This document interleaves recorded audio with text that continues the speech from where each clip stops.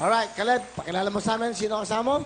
Alright, nais ko po ipakilala sa inyo ang pinagmanahan ng aking gwapo. Walang iba kundi ang aking ama, Papa Ebner. Hi, paring Willie. Ay, mga Magandang Ebner. hapon. Ilan po ba anak nyo? Siya lang ho. Ay, isa lang. Nag-iisa lang, ha?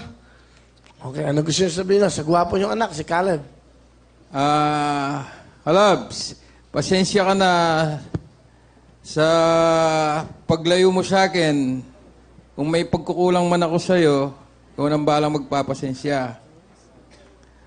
At nung nagkaisip ko ng todo, sumulat ka sa akin at nagpasundo ka sa pier na bumalik sa Pampanga. Sana pagpatuloy mo yung inaasam mo. Yun lang, anak. I love you.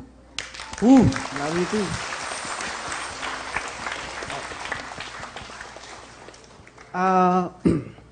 Ayun nga, alam ko masyado na malungkot yung buhay ko, so gusto ko lagi lang masaya. Kahit ganun yung pinagdaanan ko, maaga akong nawalan ng, magulang. Wala kayo dyan sa tabi ko, pero ni minsan hindi ako nag-isip or nagtanim ng sama ng loob. Kasi alam ko may purpose si God. So, naging stronger ako ngayon. At eto ako ngayon. At proud na proud ako kasi kahit papaano sa tagal-tagal ng panahon, nagkita pa rin tayo. Kaya thankful ako kay God. Salamat.